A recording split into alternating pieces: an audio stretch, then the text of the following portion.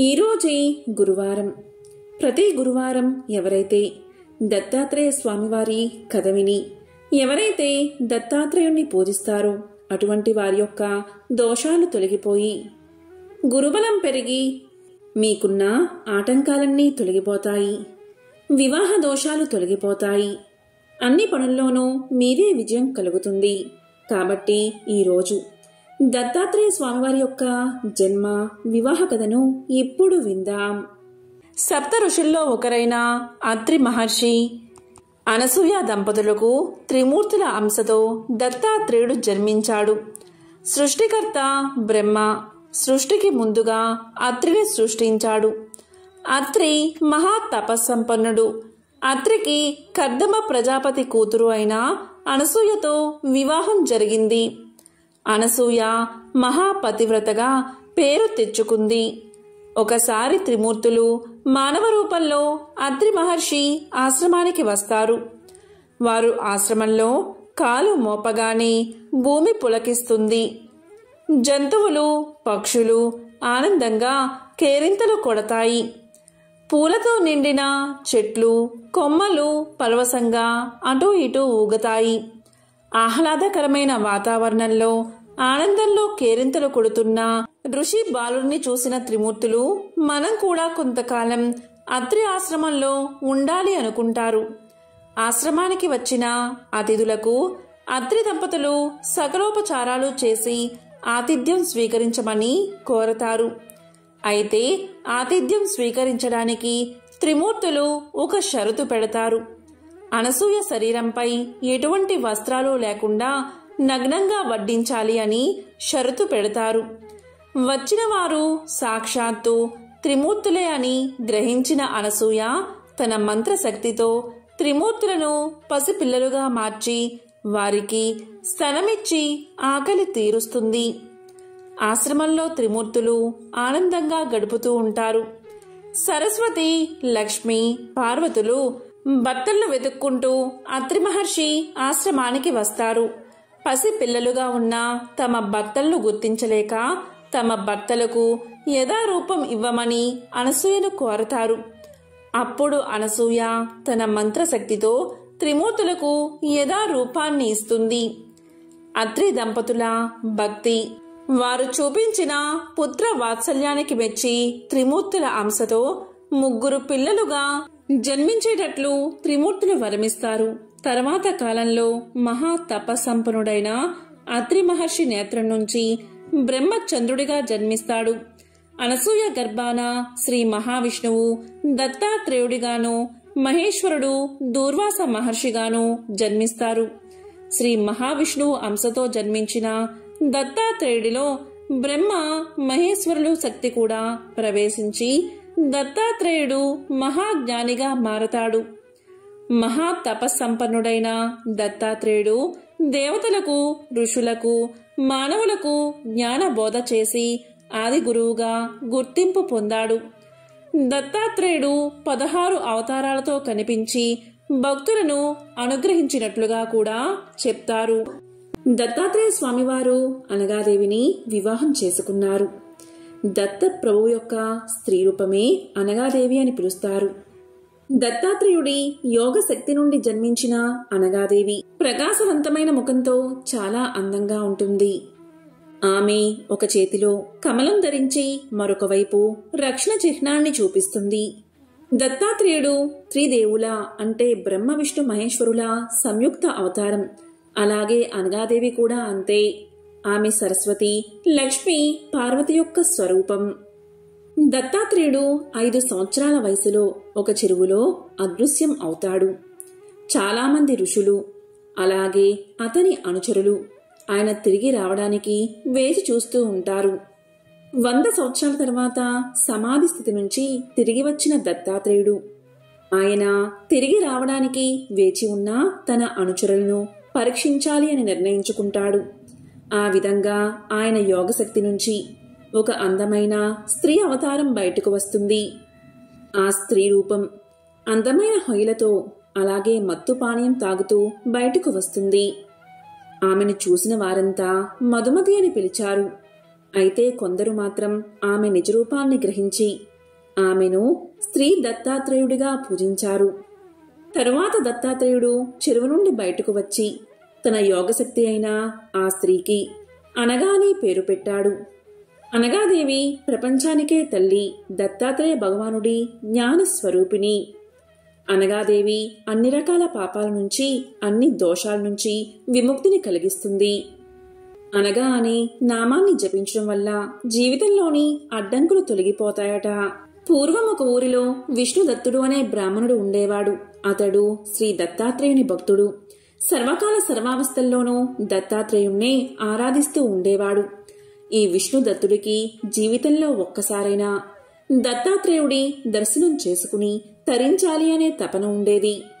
ప్రతిరోజు అతడు సంధ్య వార్చుకుని ఆ నీళ్లు తన ఇంటి ముందు ఉన్న రావి చెట్టు మొదట్లో పోసేవాడు. విష్ణుదత్తుని భార్య సుశీలమ్మ పరమ సాధ్వి, భర్తకు తగిన భార్య అయిన ఆమె తన ఇంటికి వచ్చిన అతిథులను ఆదరించి భోజనం పెట్టి పంపేది. అయితే వారి ఇంటి ముంగిట్లో ఉండే రావి చెట్టు మీద ఒక బ్రహ్మ రాక్షసుడు ఉండేవాడు. విష్ణుదత్తుడు రోజు సంధ్యవార్చిన నీళ్లు చెట్టు మొదట్లో పోసినందువల్ల గాయత్రి మంత్ర ప్రభావం చేత ఆ రాక్షసుడికి శాపం తీరి తన లోకానికి వెళ్లిపోతూ విష్ణుదత్తుణ్ణి పిలిచి ఇలా అన్నాడు: స్వామి, మీ దయవల్ల నాకు శాపం తీరింది.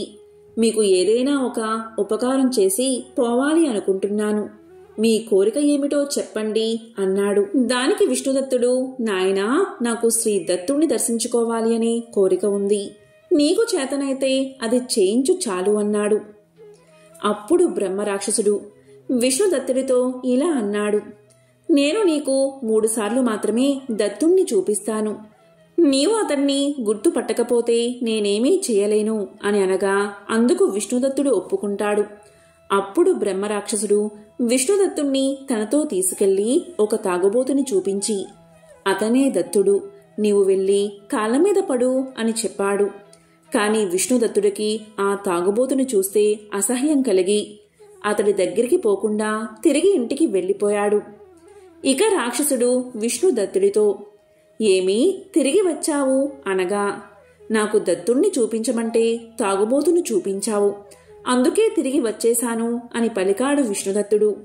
అప్పుడు బ్రహ్మరాక్షసుడు రెండోసారి విష్ణుదత్తుణ్ణి తీసుకెళ్లి ఒక స్త్రీని తన తొడ మీద కూర్చోబెట్టుకుని ముచ్చటలాడుతున్న ఒక వ్యక్తిని చూపించి, అతనే దత్తుడు, వెళ్ళి అతని పాదాలపై పడి శరణు వేడుకు అన్నాడు. కాని కామానికి వసుడై ఉన్న అతన్ని చూసి అతడే దత్తాత్రేయుడంటే విష్ణుదత్తుడికి నమ్మకం కలగలేదు. మళ్లీ తిరిగి వచ్చేస్తాడు. చివరికి బ్రహ్మరాక్షసుడు విష్ణుదత్తుడితో ఇలా అంటాడు: ఇదే నీకు చివరి అవకాశం అని బ్రహ్మరాక్షసుడు విష్ణుదత్తుడికి తెలియచేస్తాడు. దత్తాత్రేయుడు తన భక్తులకు పరీక్షలు పెడుతూ ఉంటాడు. నీవు ఈసారి దత్తుడి శరణు కోరకుంటే నేను ఇక ఏమీ చేయలేను, నా లోకానికి వెళ్లిపోతాను అంటాడు బ్రహ్మరాక్షసుడు. ఇక విష్ణుదత్తుడు బ్రహ్మరాక్షసుడు ఇద్దరూ కలిసి శ్మశానానికి వెళ్తారు. అక్కడ శవాలతో ఉన్న ఒక వ్యక్తిని చూపించి బ్రహ్మరాక్షసుడు ఆయనే దత్తప్రభువు అని చెబుతాడు. ఇక విష్ణుదత్తుడు వెళ్లి భక్తితో ఆయన కాళ్ళు గట్టిగా పట్టుకుంటాడు.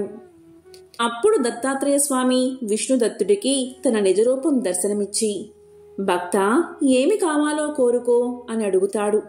కాని విష్ణుదత్తుడికి ఏమి కోరాలో తెలియక, ప్రభూ, నేను ఇప్పుడే ఇంటికి వెళ్లి నా భార్యను అడిగి వస్తాను అంటాడు. తన భార్య సుశీలమ్మకు దత్తుడు దర్శనం గురించి చెప్పి ఆయనను ఏమి కోరుకుందామని అడగగా, ఆమె మరో 2 రోజుల్లో మీ తండ్రిగారి ఆబ్దికం వస్తుంది కదా, దానికి దత్తస్వామిని భోక్తగా రమ్మని పిలవండి అని చెప్తుంది. ఇక విష్ణుదత్తుడు ఆనందంతో దత్తాత్రేయుడి వద్దకు వచ్చి స్వామికి నమస్కారం చేసి తన భార్య చెప్పినట్లుగా, స్వామి, మీరు మా ఇంటికి భోక్తగా రావాలి అని కోరతాడు. అందుకు దత్తప్రభువు, సరే వస్తాను, నీవు వెళ్ళి ఏర్పాట్లు చేసుకో అని అభయాన్ని ఇస్తాడు. ఇక విష్ణుదత్తుడు సుశీలమ్మ సాక్షాత్తు ఆ దత్తుడే తమ ఇంటికి భోక్తగా వస్తున్నందుకు పరమ సంతోషంతో అవసరమైన ఏర్పాట్లు చేసుకుంటారు. చివరకు ఆబ్దికం రోజు రానే వచ్చింది. మధ్యాహ్నం వేళ దత్తప్రభువు భోక్తగా విష్ణుదత్తుడి ఇంటికి వస్తాడు. ఇక సుశీలమ్మ, విష్ణుదత్తుడు ఎంతో ఆనందంతో స్వామికి కాళ్ళు కడిగి ఇంట్లోకి ఆహ్వానిస్తారు. ఇక దత్తుడు వచ్చి పీట మీద కూర్చుని మిగతా 2 భోక్తలు ఎక్కడా అని అడిగితే అప్పుడు ఆ దంపతులకు దత్తప్రభువు వస్తున్నారనే సంతోషంతో మిగతా 2 పిలవడం మర్చిపోయామని గుర్తుకు వచ్చింది. ఆ సమయంలో మహాసాధ్వి అయిన సుశీలమ్మ అగ్నిదేవుణ్ణి ప్రార్థించగా ఆయన భోక్తగా వచ్చాడు. 2వ భోక్తగా సూర్యదేవుణ్ణి పిలవగా ఆయన వచ్చాడు. ఆబ్దికం శాస్త్రోక్తంగా నిర్వహించారు. భోక్తల 3 దంపతులను దీవించి వెళ్లారు. చివరగా దత్తప్రభువు ఆ దంపతులను ఆశీర్వదిస్తూ మీరు ఇహలోకంలో ధార్మిక జీవనాన్ని గడిపి అంత్యమున వైకుంఠానికి వస్తారని అనుగ్రహిస్తాడు. శ్రీ దత్తాత్రేయ స్వామివారి అనుగ్రహంతో విష్ణుదత్తుడు, సుశీలమ్మ జీవితమంతా ధార్మికంగా గడిపి ఆఖరున విష్ణు సాయుధ్యాన్ని చేరుకుంటారు. ప్రహ్లాదుడి గురించి మనందరికీ తెలిసిందే. చిన్నతనంలో విష్ణు భగవానుడి యొక్క నరసింహ అవతారాన్ని దర్శనం చేసుకున్నాడు. కాని అతను పెరిగి రాజు అయ్యాక దత్తాత్రేయుడి దర్శనాన్ని కూడా పొందాడు. ఆ కథ ఇప్పుడు విందాం. ప్రహ్లాదుడు రాజుగా అనేక భోగాలు అనుభవించాడు. ప్రాపంచిక దృక్కోణంలో అతనికి ఏమీ లోటు లేదు. అయినప్పటికీ అతని హృదయంలో తెలియని మూలలో అసంతృప్తి. క్రమంగా ఆ అసంతృప్తి అతనిని ఇబ్బంది పెట్టడం ప్రారంభించింది. ఈ ప్రపంచం యొక్క ముఖ్యమైన స్వభావం ఏమిటి? నా నిజమైన స్వభావం ఏమిటి? ఇలాంటి ప్రశ్నలు ఇంకా ఇతర వేదాంతిక ప్రశ్నలు ప్రహ్లాదుణ్ణి కలవరపెట్టసాగాయి. పండితుల లోతైన చర్చలు మరియు సలహాల తర్వాత ప్రహ్లాదుడు తన ప్రశ్నలకు సమాధానాలు కనుక్కోవడానికి ప్రపంచాన్ని చుట్టుముట్టాడు. కాలక్రమేణా ప్రహ్లాదుడు దక్షిణ భారతదేశంలోని కావేరీ నది ఒడ్డున ఉన్న సహ్యాది ప్రాంతాలకు చేరుకున్నాడు. కావేరీ నది ఒడ్డున ప్రహ్లాదుడు ఇసుక మరియు బురదలో తిరుగుతున్న ఒక మునిని చూశాడు. అతను మామూలు మనిషి కాదని ప్రహ్లాదుడు భావించాడు. వెంటనే ఆ మహర్షి దగ్గరకు వెళ్లి వినయంతో ఆయనకు సాష్టాంగ నమస్కారం చేశాడు. మర్యాదగా ఇలా పలికాడు ప్రహ్లాదుడు. మునీంద్ర, నాకు ఒక సందేహం ఉంది. దయచేసి వినండి. అలాగే నాకు నిజం చెప్పండి. మహాత్మా, మీరు చాలా వింతగా చూస్తున్నారు. బురదలో ఉన్న మీ శరీరం బంగారంలా మెరిసిపోతుంది. మీ శరీరం చాలా మృదువుగా అలాగే హృదయపూర్వకంగా ఉంది. దీనికి కారణం ఏమిటి? మీలో కొన్ని ప్రత్యేక లక్షణాలు కూడా ఉన్నాయి. మీరు చాలా తక్కువ మాట్లాడతారు. కొందరు మీ రూపాన్ని చూసి తిడతారు. మరికొందరు మిమ్మల్ని ప్రశంసిస్తూ మీ ముందు సాష్టాంగ పడతారు. కానీ మీరు రెండిటి పట్ల చాలా ఉదాసీనంగా కనిపిస్తారు. మీరు మొదటి వారిని తిట్టరు లేదా రెండవ వారిని ప్రశంసించరు. మీ ప్రవర్తన లోక విధానానికి విరుద్ధం. మీరు ధర్మ నియమాలకు కూడా కట్టుబడి ఉన్నట్లు కనిపించడం లేదు. దయచేసి నాకు నిజాన్ని బోధించండి అని అడిగాడు ప్రహ్లాదుడు. అప్పుడు ఆ ఋషి ఇలా పలికాడు.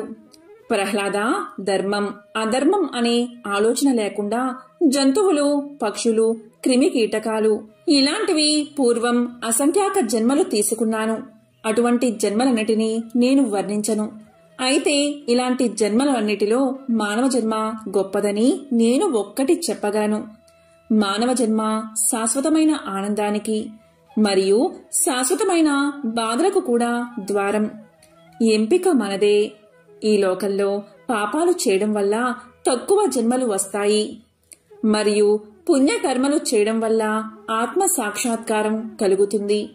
అంతేకాదు, పుణ్యకార్యాలు చేస్తే మనిషి ఆనందంతో జీవిస్తాడు. మనుషులను పాపాలు చేసేలా చేస్తుంది ఈ ప్రపంచం. కాబట్టి ప్రాపంచిక సుఖాల పట్ల ఆకర్షితులు అవ్వకూడదు. అలాగే పాపాలు శాశ్వతమైన బాధల ద్వారాన్ని తెరుస్తాయి. ప్రజలు తాము జ్ఞానవంతులు అని భావిస్తారు. అలాగే ఆనందాన్ని పొందడానికి ప్రయత్నిస్తారు. కానీ వారు తమలో ఉన్న ఆనందాన్ని గుర్తించడంలో విఫలం అవుతారు. అలాగే వారు అసత్యమైన భయానకమైన సంసార చక్రంలో చిక్కుకుంటున్నారు. ప్రహ్లాద, ఈ జీవితంలో అన్ని రోజులు ఒకేలా ఉండవు.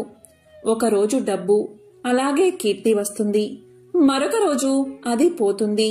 ప్రాపంచిక జీవితంలో స్థిరత్వం లేదు, అది లోలకల్లా ఊగుతుంది.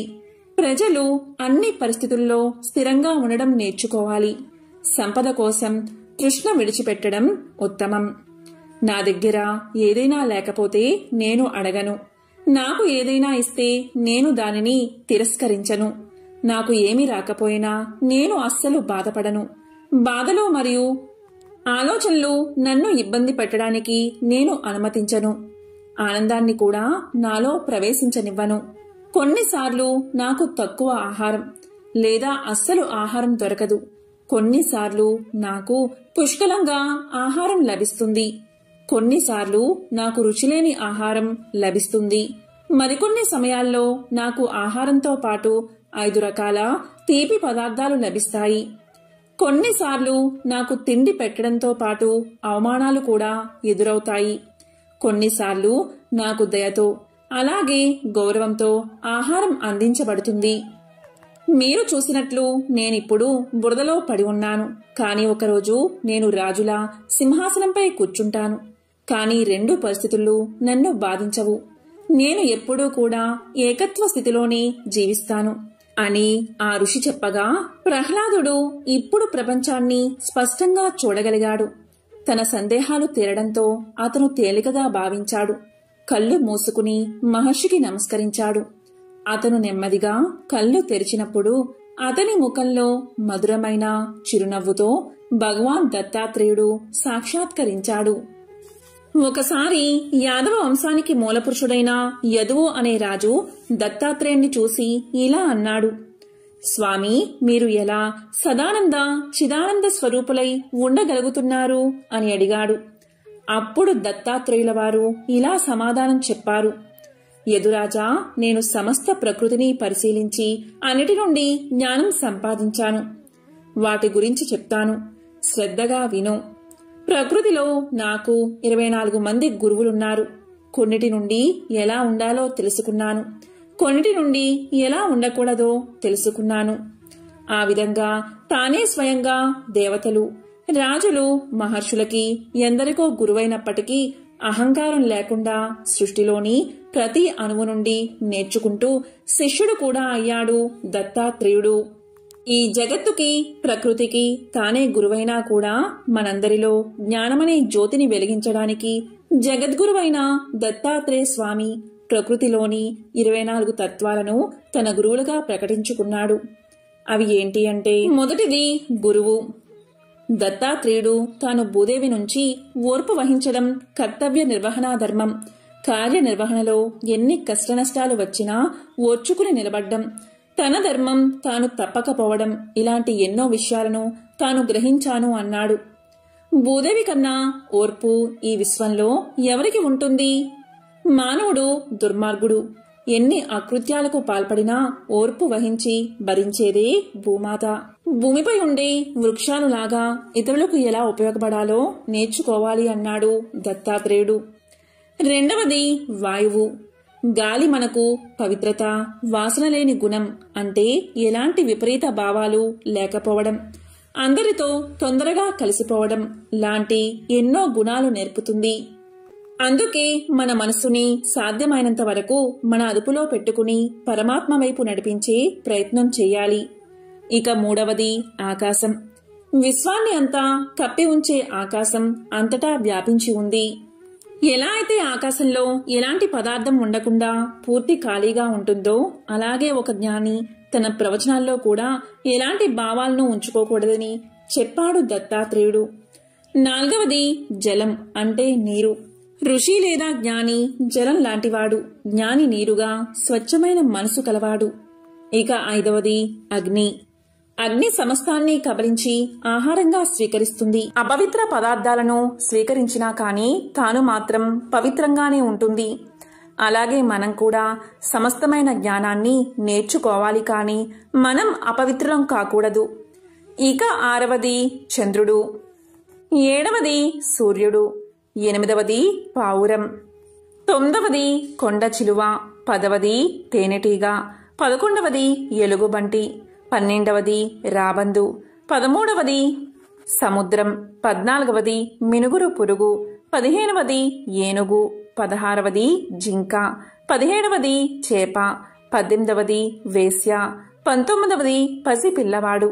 ఇక 20వది కన్య, 21వది పాము, 22వది లోహపు పసివాడు, 23వది సాలె పురుగు, 24వది గొంగలి పురుగు. ఇలా ఈ 24 గురువుల దగ్గర నుంచి మంచి చెడులు అనేవి నేర్చుకున్నాను అని దత్తాత్రేయుడు యాదవరాజుకు తెలియజేశాడు. గురుకుల ఆశ్రమంలో ఒక గురువుగారు ఉండేవారు. ఆయన పేరు వేద ధర్ముడు. ఆయన సర్వశాస్త్ర కోవిదుడు, జ్యోతిష శాస్త్రంలో దిట్ట. ఈయన ఎందరో పిల్లలను చెరదీసి ఆయన వద్దే ఉంచుకుని భోజనం పెట్టి ఆశ్రయం కల్పించి ఆయనకొచ్చిన విద్యలన్నిటినీ నిస్వార్థంగా బోధిస్తూ ఉండేవాడు. అలా ఈయన వద్ద కౌత్సుడు అనే ఒక శిష్యుడు ఎంతో గురుభక్తితో ఉంటూ విద్యను అభ్యసిస్తూ తను కూడా జ్యోతిష శాస్త్రంలో పట్టు సాధించాడు. చదువు ముగిసిపోయాక శిష్యులంతా స్నాతక సభ ముగించుకుని గురువుని ఆశ్రమాన్ని వదిలి వెళ్లిపోయేవారు. అలా కౌత్సుని విద్య కూడా చివరికి వచ్చేసిన సందర్భంలో ఒకసారి గురువుగారు ఏదో పనిమీద ఊరు వెళుతూ ఆశ్రమ బాధ్యతలంటినీ కౌత్సునికి అప్పగించి వెళ్లారు. ఆయన తిరిగి వచ్చేసరికి ఆయన లేని లోటు లేకుండా అన్నీ యథావిధిగా జరుగుతూ ఉండడం చూసి ఎంతో సంతృప్తితో ఆనందించారు గురువుగారు.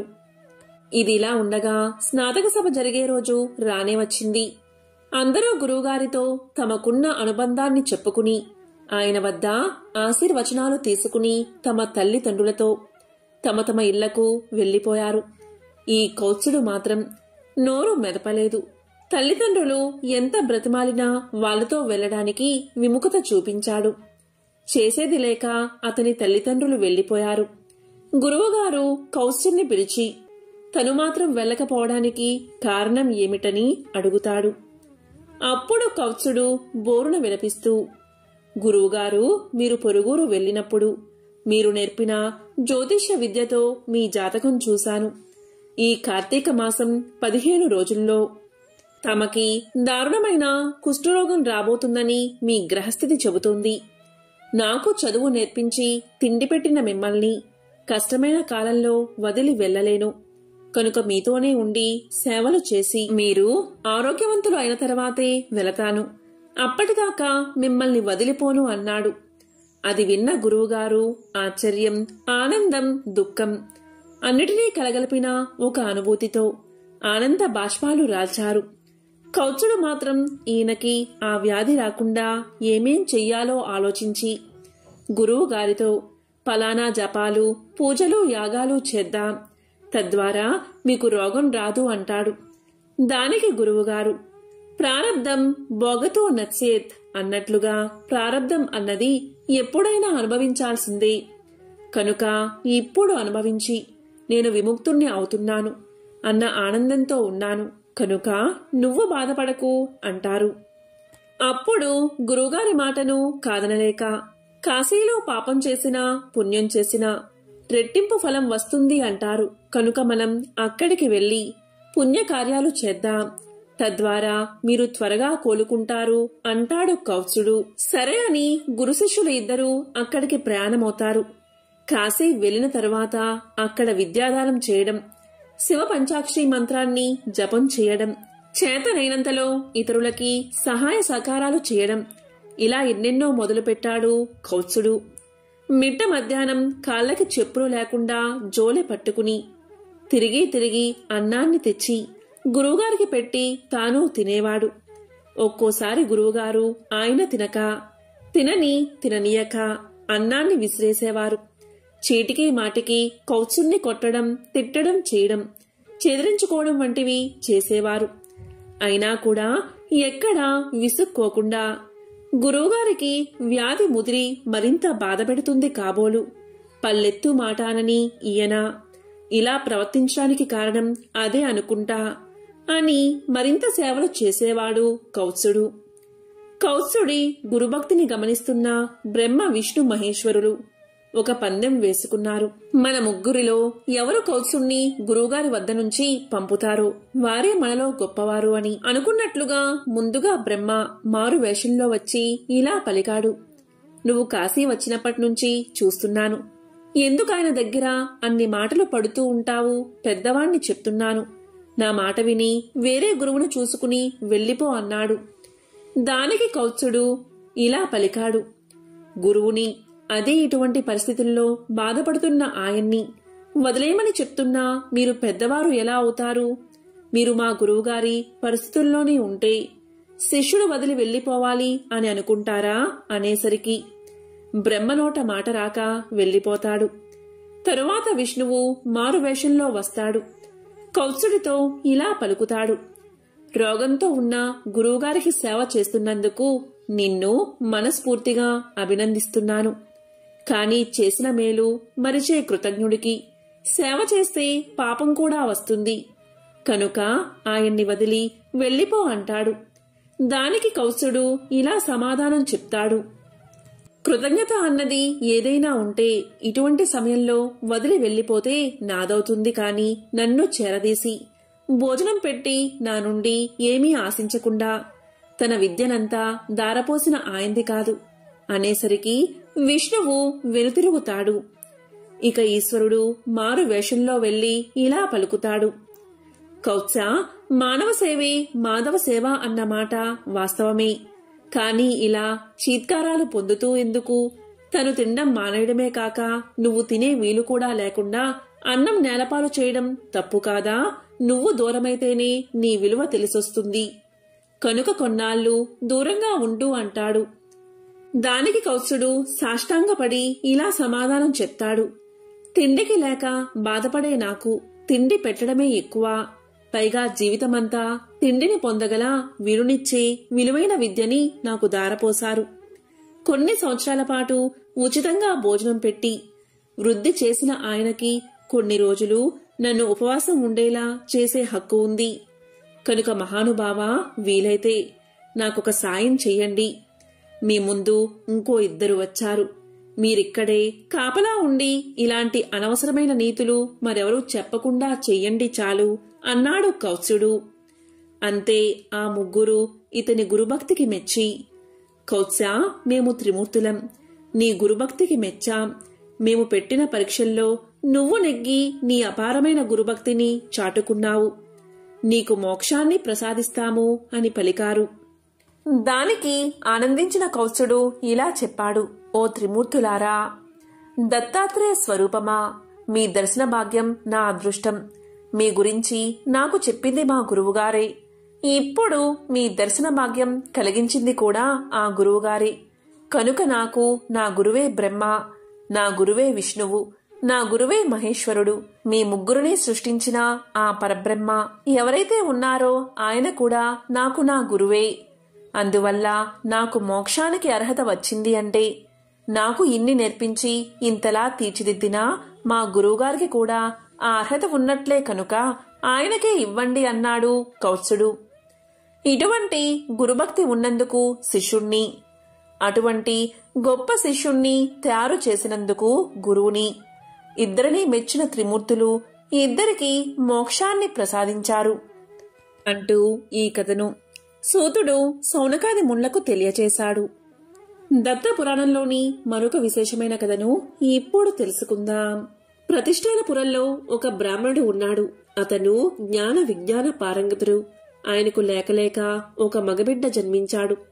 ఆ బిడ్డడు పుట్టినప్పటి నుంచి ఏ చైతన్యమూ లేకుండా ఒక జడ పదార్థంలాగా ఉంటున్నాడు. శారీరక ఎదుగుదల ఉంది కాని మానసిక చైతన్యం కనిపించడం లేదు.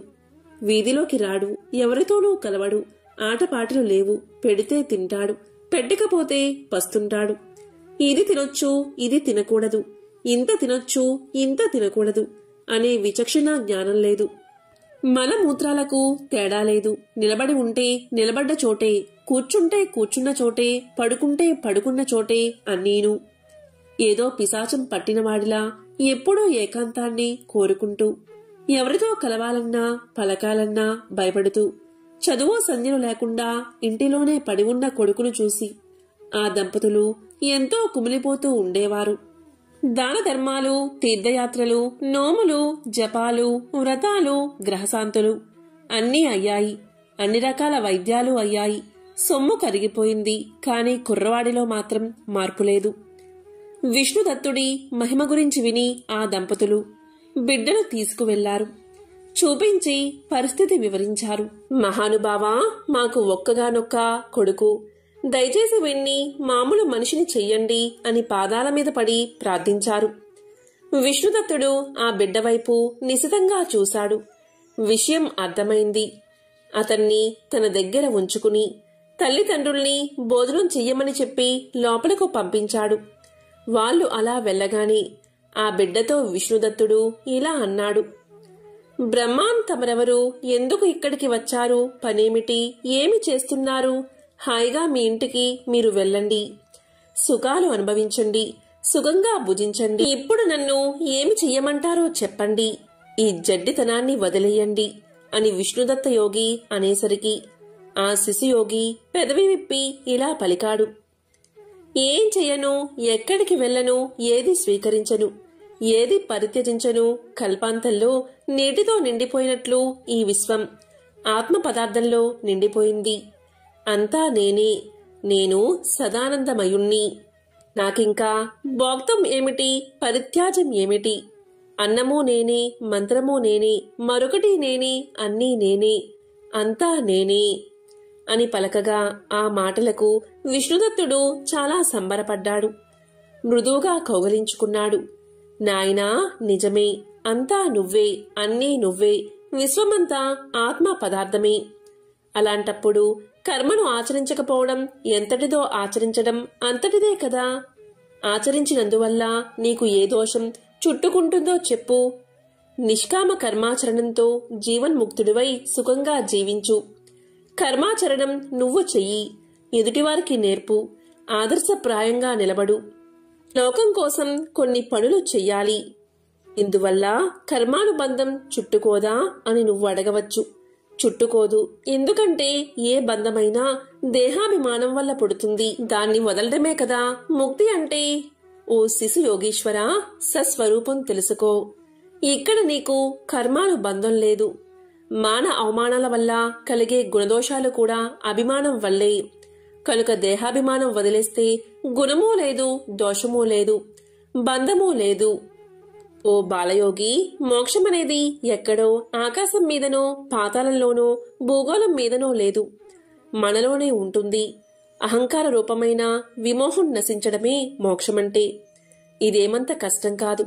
పువ్వులు కోయడం కన్నా, కన్నులు మూసుకోవడం కన్నా అహంకార పరిత్యాగం చాలా తేలికైన పని. ఇందులో ఏ కొంచెం కష్టం కూడా లేదు. ఎందుకంటే ఇది మనస్సు పని కనుక. ఈ మనసుకు ఉన్న చాంచల్యం అన్నిటికీ మూలం.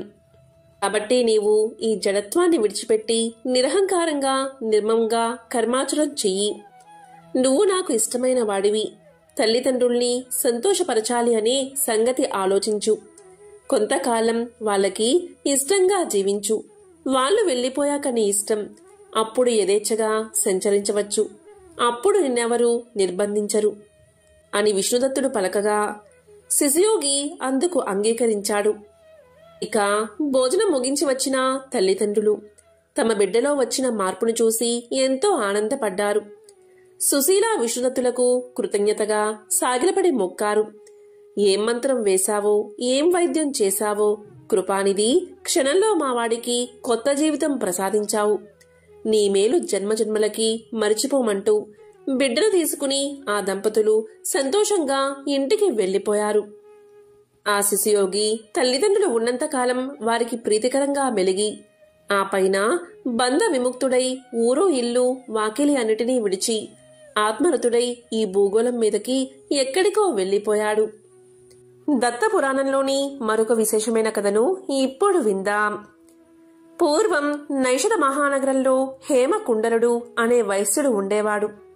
కుబేరుడితో సాటివచ్చే సంపన్నుడు. విప్ర అగ్ని దేవతా పూజలు తప్పక చేసే అలవాటు ఉన్నవాడు. కృషి, వాణిజ్యము అతని ప్రధాన వృత్తులు.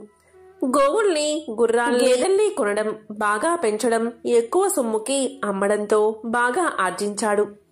పాలు, పెరుగు, మజ్జిగ, గడ్డి, గాదం, కట్టెలు, కందమూల ఫలాలు, ఉప్పు, జాజికాయలు, పిప్పళ్ళు, రకరకాల ధాన్యాలు, కూరగాయలు, వంట నూనెలు, వస్త్రాలు, ధాతువులు, బెల్లము, కలకండ. ఒకటేమిటి, అన్నిటినీ క్రయావిక్రయాలు చేసేవాడు. లాభాలు బాగా గడించేవాడు. సంపన్లోకెల్లా సంపన్నుడు అయ్యాడు. అమ్మడం, కొనడం, లాభాలు గడించడం, ఈ వ్యాపకంలోనే అతడికి తెలియకుండానే వయస్సు గడిచిపోయింది. దీంతో సంపాదించిన ధనంలో 6వ వంతు తీసి చకచక ధర్మ కార్యాలు చేశాడు. శివ, విష్ణు దేవాలయాలు కట్టించాడు. సముద్రమంతటి చెరువు తవ్వించాడు. ఉదయం నుంచి సాయంకాలం వరకు నిత్యము నిరతాన్న దాన పథకం అమలు చేశాడు. చివరికి యావజ్జీవ ప్రాయచిత్తం కూడా యథావిధిగా జరిపించుకున్నాడు. యోగ్యులు, సమర్థులు అయిన తన కుమారులు శ్రీకుండల, వికుండలకు ఇద్దరికి ఇల్లు, వాకిలి, మిగతా సంపద అంతా అప్పగించి అతను తన భార్యతో కలిసి వానప్రస్థానికి వెళ్లిపోయాడు. అక్కడ గోవిందనామస్మరణ చేస్తూ తపో నియమాలతో దేహాన్ని కృశింపచేసి ఒక శుభగడియలో విష్ణు సాయుధ్యాన్ని చేరుకున్నాడు. కొడుకుల హయాం వచ్చింది. దానధర్మాలు బందైపోయాయి. సహాయ సహకారాలు అంతరించిపోయాయి. అహంకారము, అతిశయము ఇబ్బడి ముబ్బడిగా వచ్చిపడ్డాయి. అన్నదమ్ములిద్దరూ దుర్వ్యసనాల్లో పూర్తిగా చిక్కుకుపోయారు. తల్లి చెప్పినా, బంధువర్గం చెప్పినా, హితం కోరి తండ్రి స్నేహితులు ఎంతమంది చెప్పినా వారు మాట వినలేదు. ఎవ్వర్నీ దగ్గరికి చేరనివ్వలేదు. గానా బజానాలతో, మేజువాణీలతో, విటవిటి గోష్ఠులతో, తందానగాళ్లతో రేయింబవళ్ళు ఒక్కలాగా గడుపుతున్నారు. 100 ఇవ్వవలసిన చోట 1000 విసిరేవారు. ఎప్పుడూ కూడా సభ్య సమాజం కోసం ఖర్చు పెట్టేవారు కాదు. బ్రాహ్మణ ముఖతః ఎప్పుడూ ఖర్చు పెట్టలేదు. సర్వపాప వినాశకుడైన శ్రీ మహావిష్ణువు సమార్చన కోసం అస్సలు ఖర్చు చేయలేదు. కాని ధనమంతా ఖర్చయిపోయింది. వాళ్ళకే తెలియకుండా వేల సందుల్నుంచి జారిపోయింది. తమ తండ్రి దశాబ్దాలు శ్రమపడి కూడబెట్టిన సొమ్మును కొడుకులిద్దరూ 2 ఏళ్లలో ఖర్చు పెట్టేశారు. అలవాట్లకు, అవసరాలకు ధనం కావాల్సి వచ్చింది. స్థిరాస్తులు కరిగిపోయాయి. ఆ తరువాత ఆభరణాలకు, విలువైన సామాగ్రికి కాళ్లు వచ్చాయి. ఇంతకాలము తమ చుట్టూతా చేరి భజన చేసిన బృందాలన్నీ మాయమైపోయాయి. అందరూ వెళ్లిపోయారు. అన్నదమ్ములిద్దరే మిగిలిపోయారు. ఆ ఇంటిలో ఆకలికి ఇవేమీ తెలియవు కదా. దీంతో వారు ఇరుగుపొరుగు ఇళ్లల్లో చిన్న చిన్న దొంగతనాలు చేయడం మొదలుపెట్టారు. ఇది నలుగురికి తెలిసి చీచీ అన్నారు. లోకానికి భయపడి, రాజదండనికి భయపడి అన్నదమ్ములిద్దరూ ఊరు వదిలి అడవికి పారిపోయారు. అక్కడ జంతువుల్ని వేటాడి, పక్షుల్ని సంహరించి, పళ్ళు ఫలాలు తిని కొన్ని సంవత్సరాలు హాయిగా గడిపారు. దీంతో ఆ వైశ్య కుమారులిద్దరూ బెల్ల వీరుల్లా తయారయ్యారు. మనసులోని కోమలత్వం పోయి క్రూరత్వం చోటు చేసుకుంది. చిట్టిపుట్టి జంతువుల్ని విడిచిపెట్టి సింహ శార్దూలాల్ని వేటాడడం మొదలుపెట్టారు. ఇద్దరూ పోటీ పెట్టుకుని క్రూర మృగాల్ని వేటాడి ఆనందించేవారు. ఒకరోజు శార్దూలాన్ని వెంట తరుముతూ శ్రీకుండలుడు ఒక గుహలోకి ప్రవేశించాడు. మరో క్రూర మృగాన్ని వేటాడుతూ వికుండలుడు మరొక గుహలోకి ప్రవేశించాడు. అంతే, గుహ నుంచి బయటకు రాలేదు ఇతను. ఆ గుహ నుంచి అతను బయటకు రాలేదు. అన్నదమ్ములిద్దరూ ఇంకా కలుసుకున్నదే లేదు. పెద్దవాడు పులికి, చిన్నవాడు పాము కాటుకి బలైపోయారు. వింత ఏమిటి అంటే ఆ పాపిష్టులిద్దరూ ఒకే రాత్రి ఒకే సమయంలో చనిపోయారు. ఇక యథావిధిగా యమదూతలు వచ్చారు. వారిద్దరినీ బంధించి యముడి సన్నిధికి తీసుకుపోయారు. యమధర్మరాజు చిత్రగుప్తుణ్ణి అడిగి వీరి వివరాలు అడిగి తెలుసుకున్నాడు. పెద్దవాణ్ణి రౌరవ నరకంలోకి, చిన్నవాణ్ణి స్వర్గంలో వదిలిరమ్మని ఆజ్ఞాపించాడు. యమదూతలు ముందు మొదటి పని చేశారు. రెండో వాణ్ణి స్వర్గానికి తీసుకుని వెళ్తున్నారు. అప్పుడు చిన్నవాడైన వికుండలుడు ఇలా పలికాడు: ఓ యమదూతలారా, నేను ఏ సత్కర్మలు చేశాను నాకేమీ తోచట్లేదు. అన్నగారితో సమానంగా అన్ని పాపాలు చేశాను. అన్నగారితో సమానంగా దుర్మరణం పాలయ్యాను. అన్నతో సమానంగా యమదర్శనం చేశాను. అందువల్ల అన్నగారితో సమానంగా రౌరవ నరకం తక్కాలి కదా. మరి నాకు ఈ స్వర్గప్రాప్తి ఏమిటి? ఇక్కడ ఏ పొరపాటు జరిగిందో ఎంతకీ అర్థం కావడం లేదు అని చిన్నవాడు పలకగా యమదూత ఇలా సమాధానం చెప్పాడు. ఓ వికుండలా, నువ్వు చేసిన సుకృతం నీకు తెలియదు, నాకు తెలుసు, చెబుతాను విను. ఒకనాడు నీవు క్రూర జంతువులు వేటాడుతూ అడవిలోకి వెళ్ళావు. మళ్లీ నీ అన్నగారిని కలుసుకోలేదు. నీకు గుర్తుందా? ఆ అడవిలో తిరుగుతూ యమునాదికి దక్షిణం ఒడ్డున సుమిత్రుడి ఆశ్రమంలోకి వెళ్ళావు. అతను హరిమిత్రుడి కొడుకు, వేదాంగ పారంగతుడు, బ్రహ్మజ్ఞాని, జితేంద్రియుడు. ఆ పుణ్యప్రదమైన ఆశ్రమంలో ఆ మహానుభావుడితో నీవు సఖ్యం చేశావు. సత్సాంగత్య ప్రభావంతో నువ్వు మాఘమాసంలో స్నానాలు ఆచరించావు. యమునా నదిలో కాలింది పుణ్యజలాలలో పాపప్రాసిని అనే సార్థకనామధేయం గల రేవులో నువ్వు చేసిన మొదటి స్నానానికి సర్వపాప విముక్తుడివి అయ్యావు. ఇక రెండో స్నానానికి ఫలితంగా ఇదిగో స్వర్గాన్ని పొందావు అని యమదూత వికుండలుడికి తెలియజేశాడు. కాబట్టి సజ్జన సాంగత్యం అంతటి ఫలితాన్ని ఇస్తుంది. ఎంతో పవిత్రమైన ఈ కథను విన్నవారికి సకల శుభాలు కలుగుగాక. దత్తాత్రేయుడి సంపూర్ణ అనుగ్రహం కలుగుతుంది. ఇక దత్త పురాణంలోని సతీ సుమతి కథ ఇప్పుడు తెలుసుకుందాం. పూర్వం ప్రతిష్టానపురంలో కౌశికుడు అనే బ్రాహ్మణుడు ఉండేవాడు. అతని అదృష్టం కొద్దీ సుమతి భార్యగా లభించింది. కౌశికుడు ఎంత కోపిష్టివాడో అతని భార్య అయిన సుమతి అంత శాంత స్వభావం కలది. కౌశికుడు నిత్యం బయట తిరుగుతూ ఇతర స్త్రీల పట్ల అధికంగా వ్యామోహాన్ని కలిగి ఉండేవాడు. దానికి విరుద్ధంగా సుమతి మహాపతివ్రత. కౌశికుడు ఎక్కువగా చెడు తిరుగులు తిరగడంతో కుష్ఠరోగం తెచ్చుకున్నాడు. అయినప్పటికీ సుమతి మాత్రం అతన్ని వదలకుండా దైవంలాగే సేవ చేసుకుంటూ తన జీవితాన్ని గడుపుతూ ఉంటుంది. ఇలా ఉండగా కౌశికుడు ఒకనాడు వేశ్యకాంతను చూస్తాడు. తనను ఆమె దగ్గరకు తీసుకువెళ్లాల్సిందిగా నిత్యం తన భార్యను వేధిస్తూ ఉండేవాడు. దాంతో సుమతి ఒకరోజు వేశ్య దగ్గరకు వెళ్లి వేశ్యను ఒప్పిస్తుంది. అప్పుడు సుమతి తన భర్తను భుజాలపై ఎక్కించుకుని వేశ్య ఇంటికి తీసుకుపోతూ ఉండగా దారిలో ఒకచోట కౌశికుని కాలు చీకటిలో ఒకరికి తగులుతుంది. అయితే కాలు తగిలిన వ్యక్తి మాండవ్యముని. మాండవ్యమునికి కౌశికుడి కాలు తగలడంతో మాండవ్యముని కోపంతో ఇలా శపిస్తాడు. నన్ను బాధించిన నీ శరీరం సూర్యోదయం అయ్యేలోపు 1000 ముక్కలు కావాలి అని శపిస్తాడు. అక్కడే ఉన్న సుమతి మాండవ్యముని శాపం విని ఇలా అంటుంది. నా భర్త చనిపోకుండా ఉండాలి అంటే అసలు సూర్యోదయమే కాకుండా ఆగిపోవాలి అని కోరుకుంటుంది. ఆమె కోరిక నెరవేరి సూర్యోదయం కాకుండా అలాగే ఉండిపోతుంది. లోకమంతటా ఒక్కసారిగా తలకిందులు అయిపోతుంది. అప్పుడు బ్రహ్మాది దేవతలు, తల్లి, సూర్యోదయం కాకపోవడం వల్ల లోకాలన్నీ తల్లడిల్లిపోతున్నాయి. నీ భర్త చనిపోకుండా మేము అతన్ని రక్షించి ఆరోగ్యవంతుణ్ణి సుగుణవంతుణ్ణి చేస్తామని చెబుతారు. దాంతో సుమతి తన శాపాన్ని ఉపసంహరించుకుని సూర్యోదయం కావాల్సిందిగా అనుమతించింది.